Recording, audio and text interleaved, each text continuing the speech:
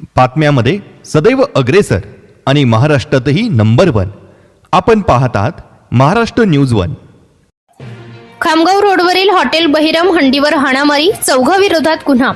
खामगाव शेगाव रोडवरील हॉटेल बहिरम हंडीवर जेवणाच्या थाळीवरून चालल्या किरकोळ वादाच्या कारणावरून हॉटेलवर आलेल्या ग्राहकांना लोखंडी पाईप व काठीने मारहाण केल्याची घटना 9 मार्च रोजी मध्यरात्री 1:13 सुमारास घडली.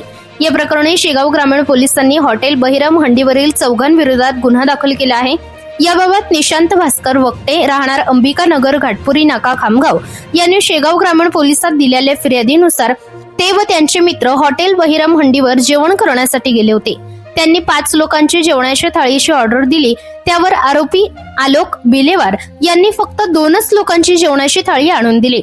म्हणून फिर्यादी यांनी उर्वरित लोकांना जेवण द्या असे म्हटले असता किरकोळ वाद होऊन यावेळी उपरोक्त आरोपितांनी संगनमत करून फिर्यादी व साक्षीदार यांना लोखंडी पाईप व काठीने मारहाण करून शिवीगाळ केल्याची फिर्यादीत नमूद आहे.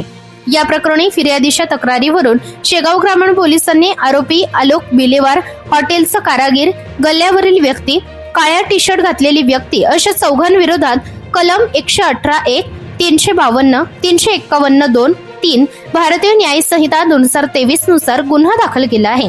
महाराष्ट्र न्यूज 1 साठी संपादक इस्माईल शेख, बुलढाणा.